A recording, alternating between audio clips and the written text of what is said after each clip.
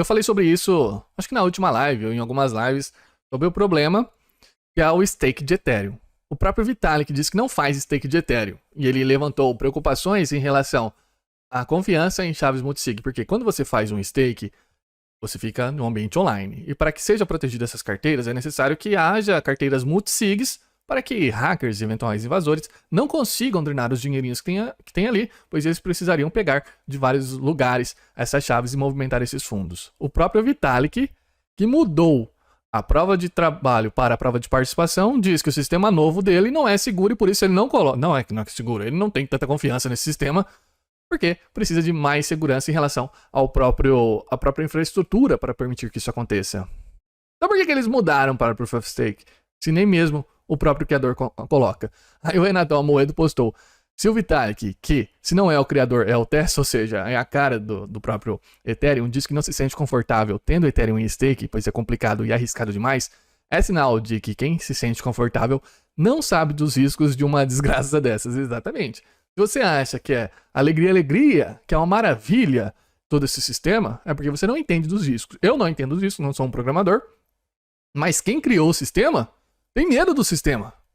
E não somente ele. Eu coloquei a vocês, na última live também, essa declaração, e isso vem de um outro insider do Ethereum, Justin Drake, né? Um programador, que ajudou a criar todo esse mecanismo. Essa entrevista não é de agora, há um ano, aconteceu há um ano, e ele fala sobre essa possibilidade do stake de Ethereum.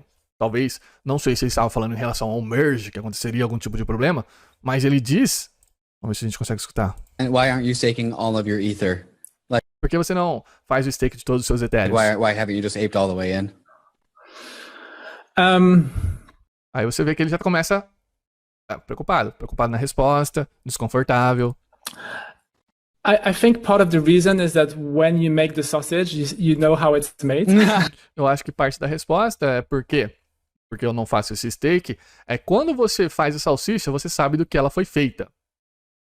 Você sabe o que você fez. O programador que criou esse mecanismo de Proof of Stake está dizendo: eu criei esse sistema, e como eu criei, eu sei como ele foi feito, então eu não faço o meu stake. Como assim? E aí? E aí vem essa grande piadinha. 5 minutinhos, a gente vai ter que acabar aqui, né? Olha só, olha que interessante. Se os próprios desenvolvedores desse sistema dizem que não investem porque não é seguro, e o outro diz que eu criei, então não vou fazer porque eu sei dos riscos, dá risadinha, o resto do mundo tem que fazer o stake? Então se você está fazendo o stake é porque você não conhece os riscos, porque quem criou conhece os riscos de fazer isso. E eu achei uma thread aqui interessante do SEC, o CryptoSec, é do dia 16 de maio. Então, algumas considerações em relação a fazer stake de Ethereum. Ganho de capital, tudo mais. Ele fala que tem taxas que você paga para os validadores, porque você não faz diretamente, você contrata o validador que já está lá. Uma pessoa criou o validador e você simplesmente coloca os seus Ethereums dentro do validador dessa pessoa. Eles pegam parte das suas recompensas, depois tem uns ganhos de impostos, mas isso aqui não serve para o Brasil, ele está falando sobre a União Europeia. E aqui tem risco de contrato inteligente, esses liquid stake, quando você coloca, tem o risco do contrato inteligente que está fazendo esse validador para você. Tem os riscos de slashing, isso aqui é quando o próprio validador faz alguma falcatrua, não mantém 100% saudável a sua pool de validação, toma uma penalização que é cortar as moedas que estão lá. Então, você é punido pela própria rede e você pode perder suas moedinhas.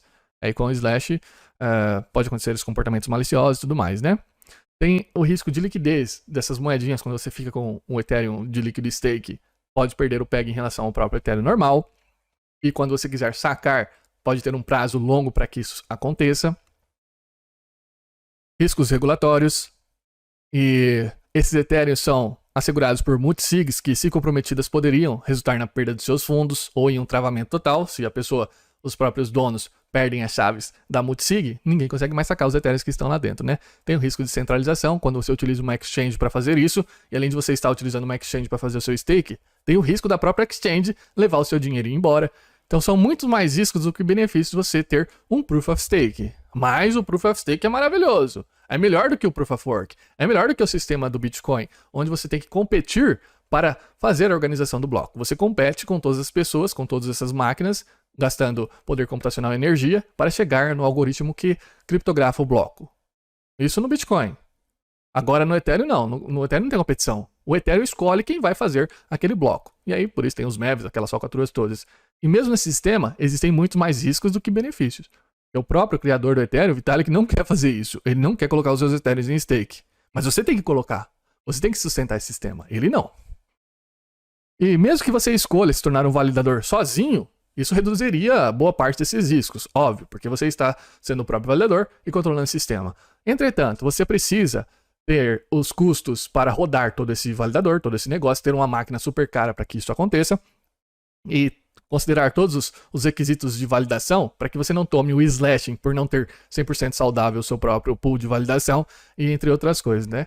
Então tá aí a resolução desse problema segundo os riscos que o próprio Vitalik não fala, mas outras pessoas já estão achando esses riscos. Então, em minha opinião, não é muito atraente apostar em Ethereum em stake. O APR é baixo, fora o que você paga de porcentagem para o próprio pool. E aí tem os riscos tem os impostos que serão pagos. Aqui no Brasil a gente sabe que não tem esses impostos. Beleza.